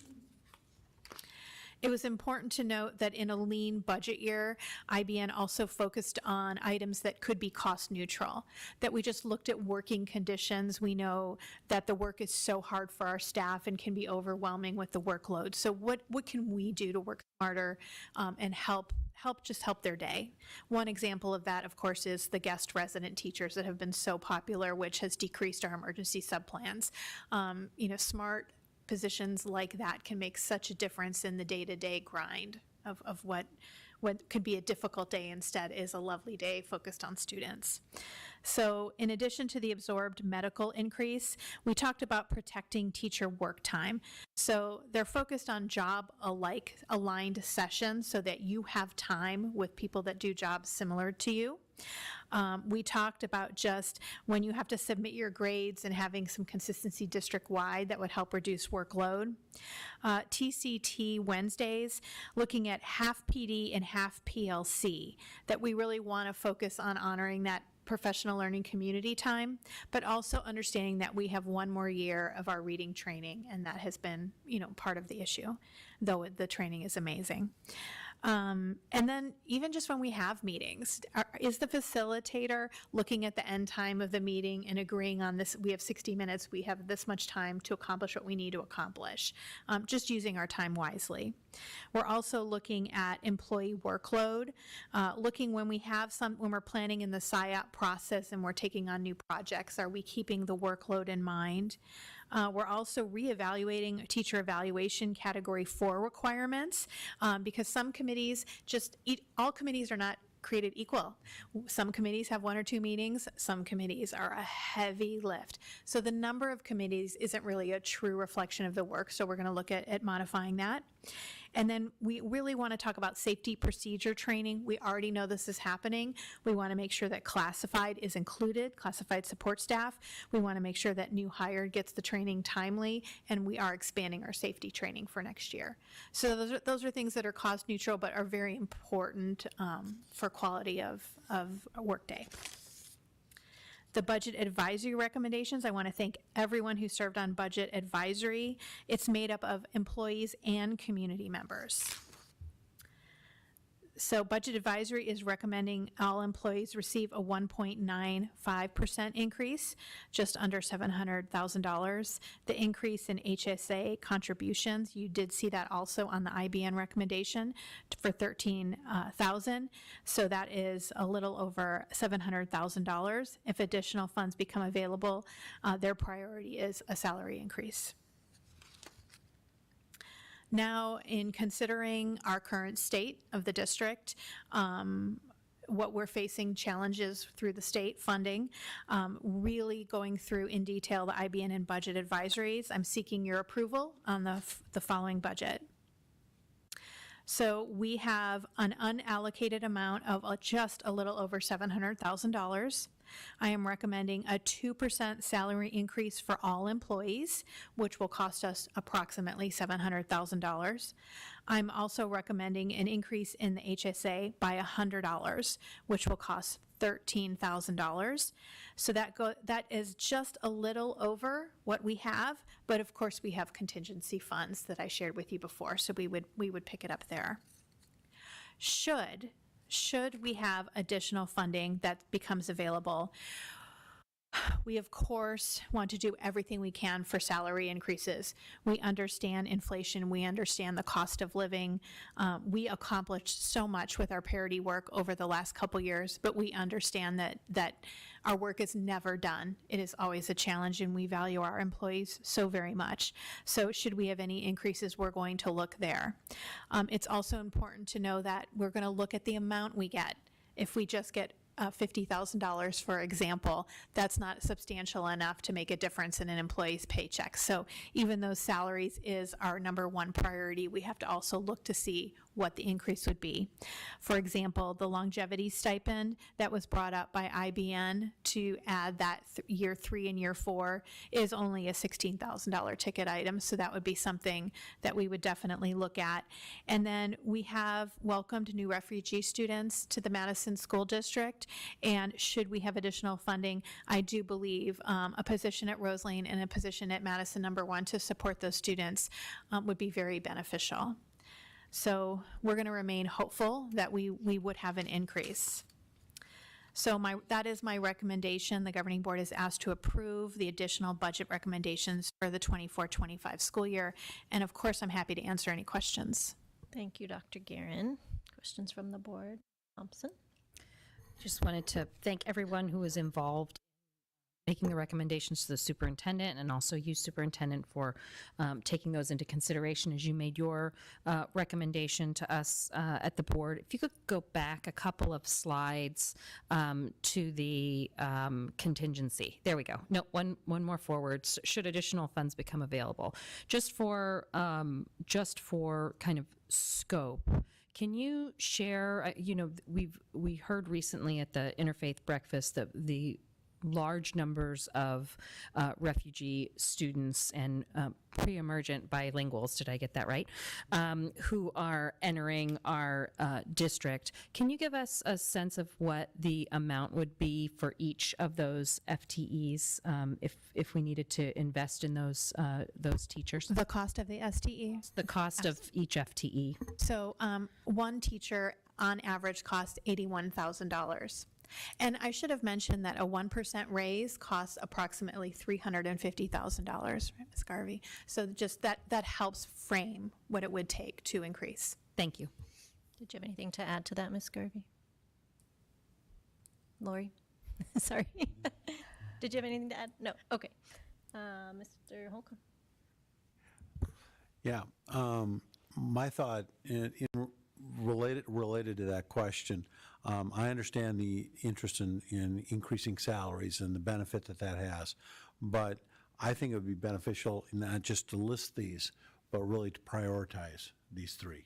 And personally, I think because of the amounts, if we got a sizable amount, which would be great, obviously we want to put most of that into salaries, but I still think the longevity, the bang for your buck of the longevity stipend for $16,250 and the value of having that 2 FTEs or one if we've got or even if we got a lot of a larger amount, I think those should be 1 and 2 with the salary. I understand that if we get money that can be a significant or make a really noticeable difference in the salaries.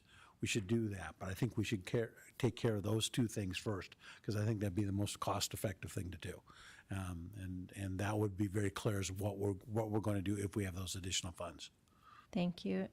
I'd welcome discussion. I was going to ask, does Dr. Guerin, are these in order? Are these your recommendations in a prioritized order? So I did not put them in order because I really feel like the amount helps frame the decision. And I do really want to stress that I heard from IBN and Budget Advisory that their number 1 priority is salary and benefits. We heard that over and over again. So if there's any way we can even give a 0.5 increase, I think that would be the priority. I didn't have the support for refugee students come up through IBN and Budget Advisory because it's a new need. And please know we're working on other avenues through grants for our EL students that we might be able to do an and both. I think your point is very well taken, specifically on the longevity stipend. I would be very comfortable putting that number 1 because it's such a small amount. I think increased salaries would need to be number 2 just because of hearing the voice of the employee and also the sustainability of adding 2 more FTE in such a lean budget year. Not that it's not a priority. It is a priority. I'm just really hopeful we might be able to get it another way. So that's how I feel. Thank you. And honestly, I mean, the odds of us getting additional funding is not very high. It's pretty low. But I also think, maybe we leave it in this order with the stipulation that it's depending on the, amount of additional funding. But other members, Ms. Kazi? So I think the lovely part about approving a budget recommendation in early April is that we have a lot of time until July 1. So I would recommend that we don't create categories of priorities quite yet because we have a number of unknowns that are still out there. If the grant comes through, we know that the refugee student support, additional support might not necessarily need to be on this budget list. So I would prefer to keep it as is, knowing that we will have a conversation as things change, but we still have a fair amount of time until this budget becomes the one we're operating under. So that is just my 2 cents. Any other questions or comments for Dr. Guerin? I agree with Ms. Kazi. We don't need to order things just yet. But having them here for our public to see, for our stakeholders to see is very important. Thank you very much, Dr. Guerin. Yes, I would just add also that we did present the IBN and Budget Advisory in more detail at our last meeting. So this is not the first time that we are seeing this or discussing it. Okay, well, if there are no other questions for Dr. Guerin, do I have a motion to approve the superintendent's budget recommendation? Second. Motion by Ms. Spear, seconded by Mr. Holcomb. Please vote.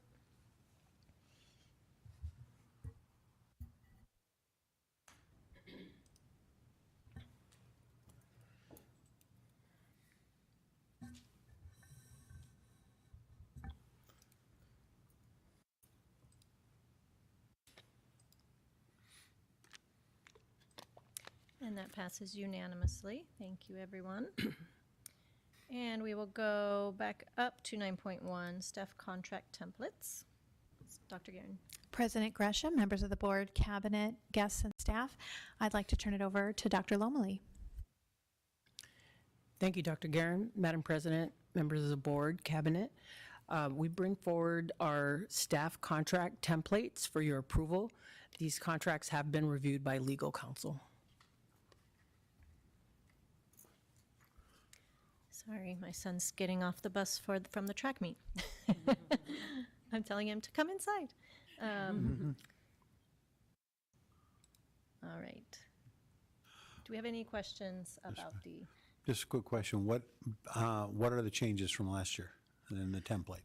The most significant change in all of the contracts is it's specifically spelled out that employees can be placed on unpaid administrative leave if they should let their fingerprint clearance card expire. All right. Anything else on this one? All right, I'll take a motion to approve the 24-25 contract templates. Second. So quick. Motion by Ms. Causey, seconded by Ms. Thompson. Please vote. We're moving into 90 minutes, so. Yeah, I know.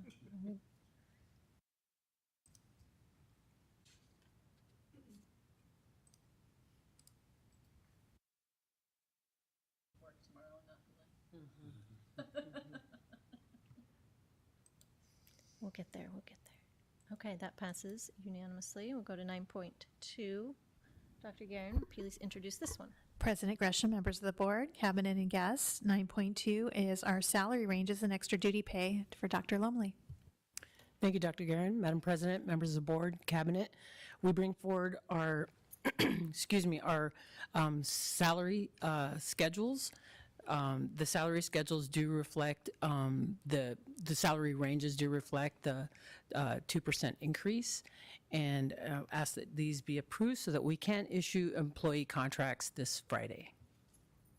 All right, thank you. Ms. Thompson, do you have a question or comment? No, you want to, anyone else have questions or comments? Okay, go ahead, Ms. Thompson. Move to approve as presented. Second? Second. Moved by Ms. Thompson, seconded by Ms. Causey. This was a consent item. It was already. Thank you, Laura. I will fix that. Will you do a voice vote for the record? Okay, we are going to do a voice vote for this one. All those in favor, say aye. Aye. Any opposed? Aye. That passes, thank you.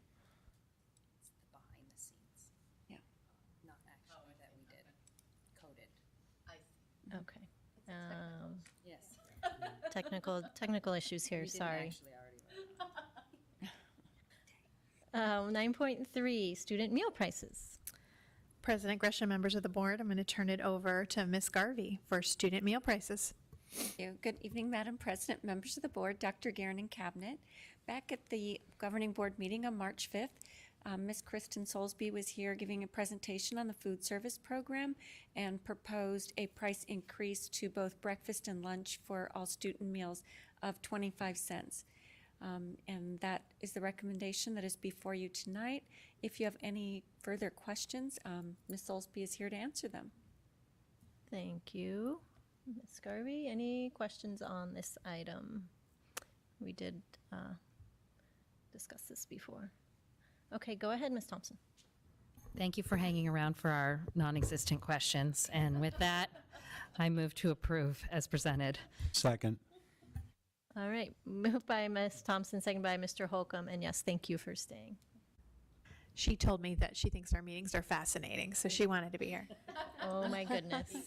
You're hired. All right, please vote. And we have approved the student meal prices for 24-25. And we are on to 9.5, safe storage resolution. Dr. Guerin, would you like to introduce this, please? Yes, President Gresham, I'd like to introduce this, and I have some comments about this item as well. So as the governing board considers adopting a resolution supporting the safe storage of firearms, I just wanted to address that recently, both Madison No. 1 and Rose Lane experienced serious safety incidents. Please know that there is nothing more important than the safety of our students. When there is an incident, our team comes together and works tirelessly to respond and to take steps to mitigate future risk. Accurate and timely communication is critical, and in both of these instances, we communicated multiple times with the school communities impacted. In the Madison No. 1 incident, which involved an online threat, staff, students, and the community came together in a response. A major part of our mitigation plan is reporting. When you see something, say something. I am so proud of our community. The police and school administration received many, many calls into the night when they became aware of the online threat. We all worked together to take action and respond in order to keep our schools safe. I want to thank everyone for their vigilance. At Rose Lane, a weapon was brought on a school bus. I want to take a moment to applaud the bus driver, Gabby Garcia. She is truly a hero. The steps she took, pulling the bus over, securing the weapon, and reporting it to the school were absolutely critical. In both instances, our safety and crisis management plans came into action. Our planning and mitigation efforts prepare us for these situations so that we can respond immediately and communicate effectively. I want to thank Principals Brownlee, Reyes, their staffs, along with every member of our emergency response team for all of their efforts. After these challenges, it's always a time for reflection. It is our practice to conduct an after-action reporting session after an incident. It helps us to evaluate our response, plan next steps, and mitigate future risk. Tonight, the governing board is considering a resolution for a call to action for our community. The call to action is to safely store and secure all firearms. Safe storage is a critical step in making sure that children do not have access to firearms and an important part of keeping themselves and others safe. It is incumbent on all of us to come together as a community to keep our children safe. And I'd like to turn it over to you, President Gresham. Thank you, Dr. Guerin. Thank you for those words. I know this is a topic that weighs heavy on all our hearts, so I'm sure we will all have some comments on this matter. Who would like to start? Ms. Spear? Thank you very much. Safe storage laws exist in 27 states out of 50, plus the District of Columbia. In the follow-up from the Rose Lane incident, I heard from a number of parents, including a Rose Lane parent, who asked if there would be criminal charges filed against the parent who allowed the gun to fall into the hands of their child.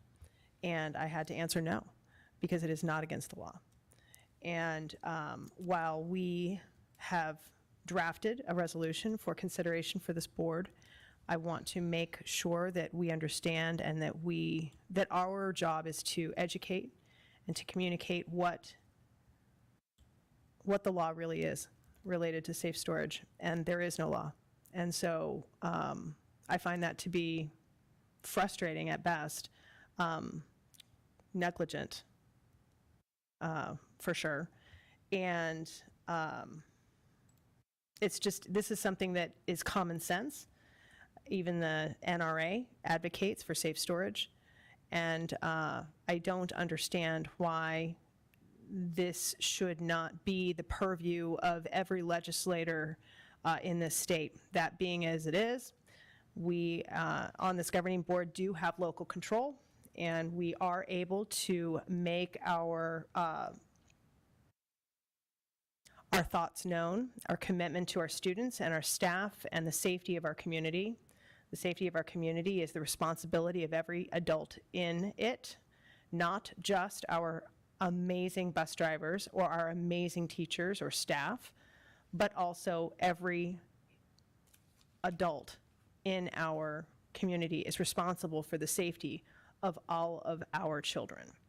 With that, I would like to present this resolution that was written and put together by a number of organizations and individuals. I picked and chose what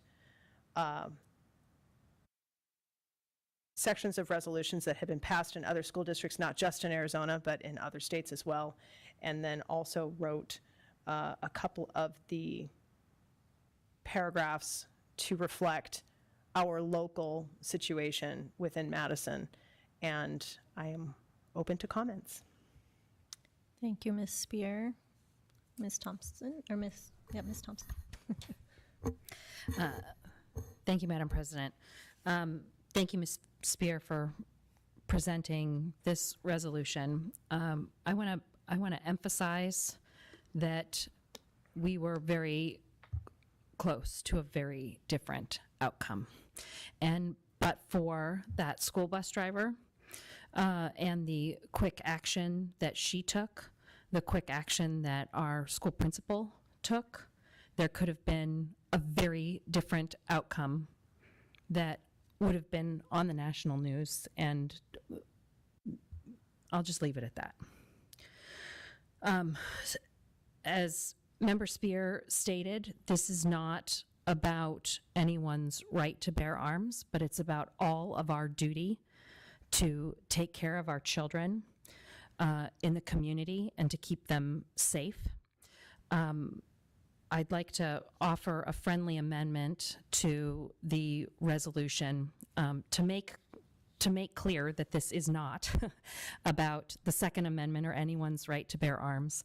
I'd offer that there should be in between paragraphs 2 and 3, there should be another paragraph or clause added that states, whereas the right of the people to keep and bear arms is enumerated in the Second Amendment of the United States Constitution, and responsible gun ownership includes safe storage of firearms to ensure firearms are not accessible to prohibited possessors or unauthorized persons. And as I stated, this is not about anyone's right to keep and bear arms. This is about safe storage, and some of the language that's included in this proposed friendly amendment actually comes from the NRA's position on safe storage of firearms. And Ms. Thompson, just clarification, I think you said of First Amendment of the United States, and you have the actual amendment says 2, just a minor.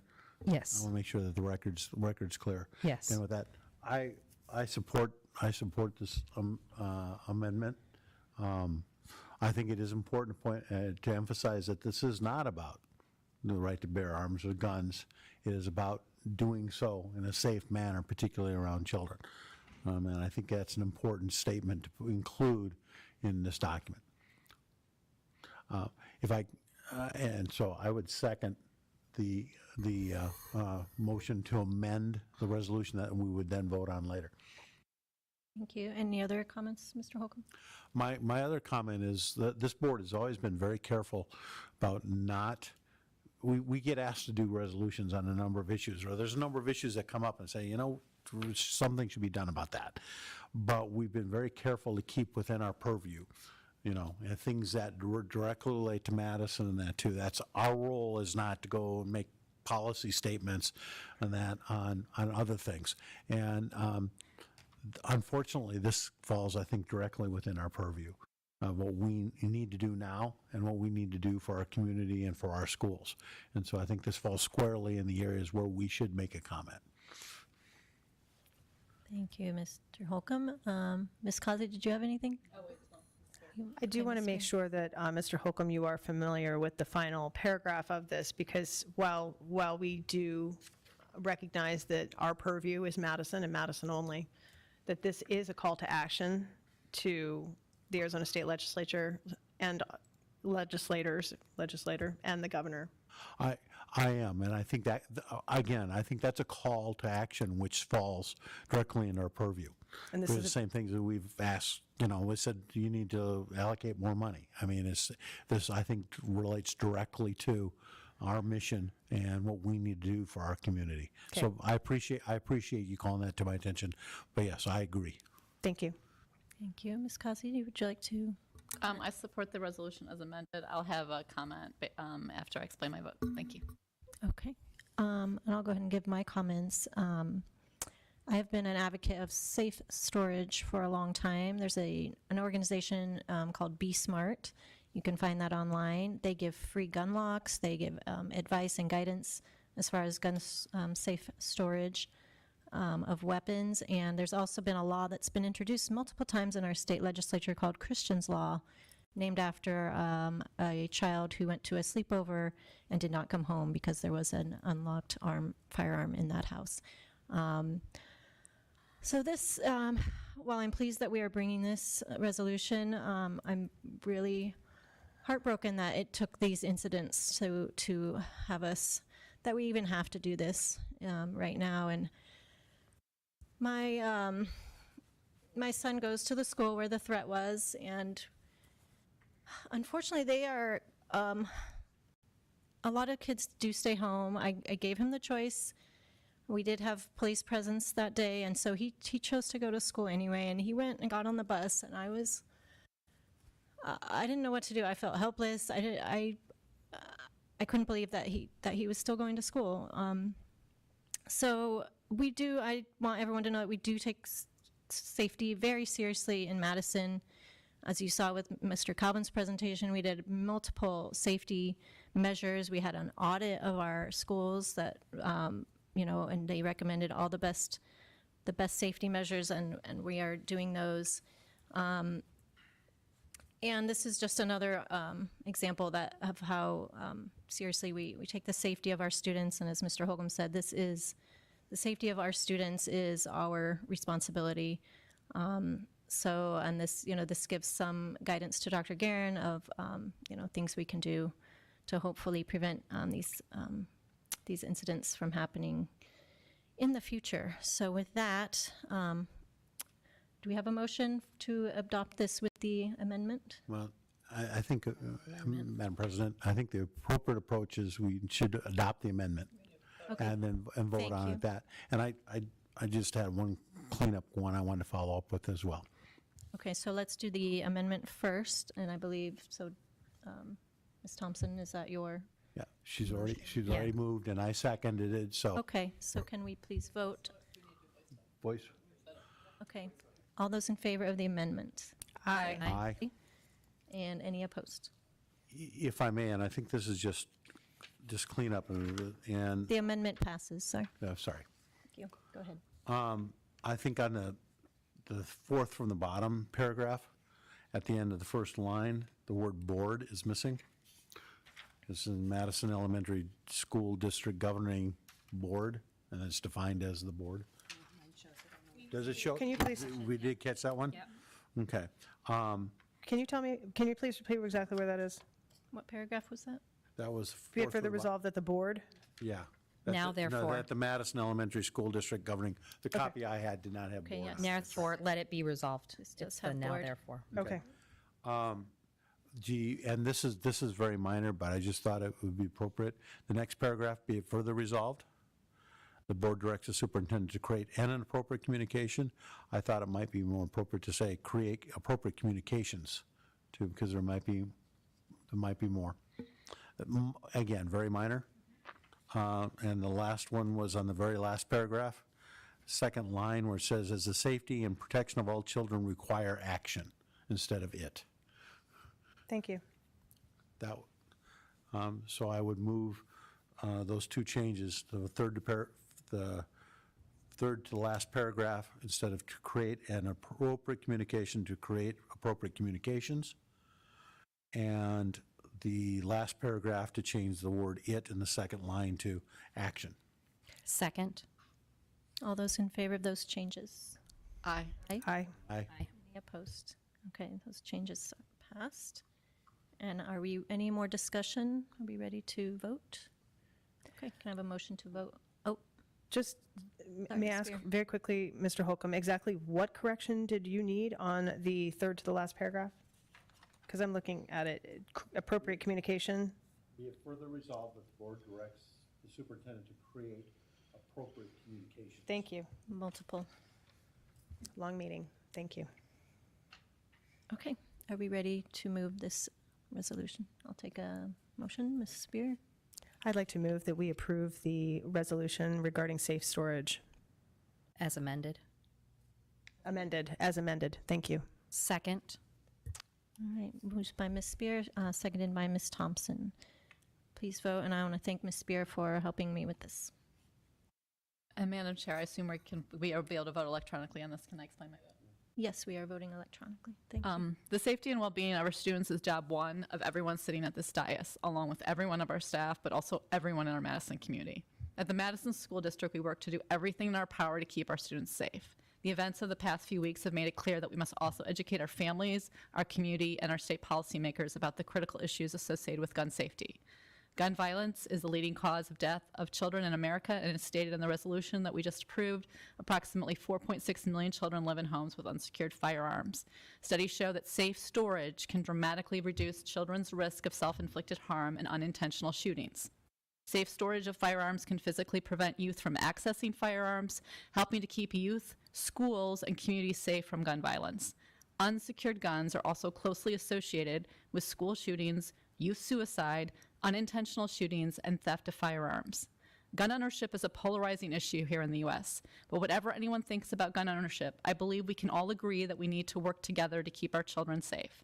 We ask Madison parents, if you own a gun, lock it up, unload it, and keep the ammunition locked up separately. Thank you. Thank you, Ms. Kasi. Do we have the vote? It has not, oh, I'm sorry. It's probably waiting for me. I was listening to Ms. Kasi.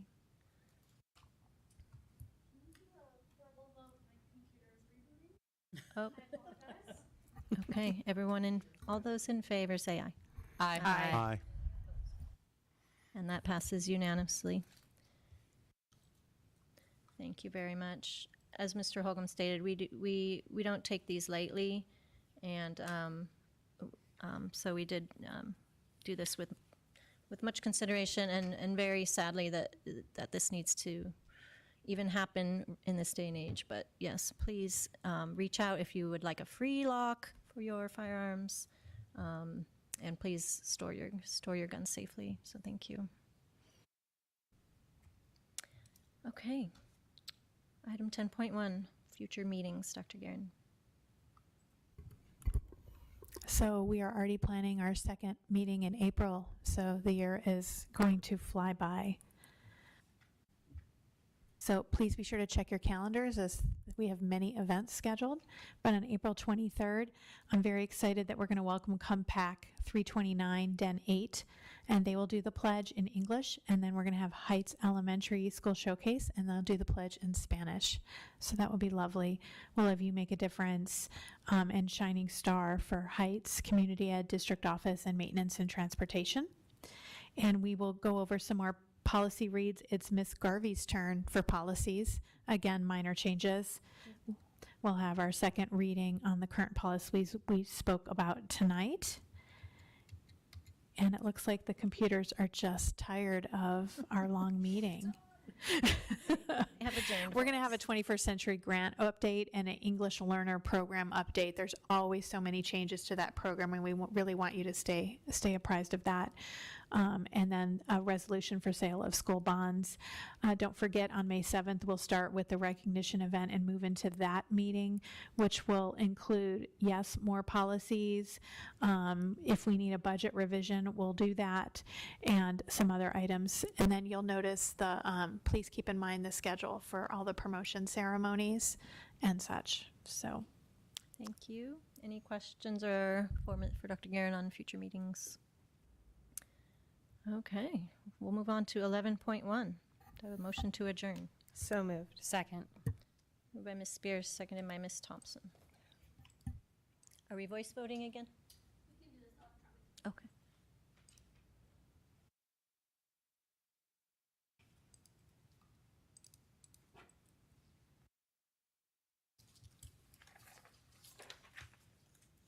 And we are adjourned. Thank you.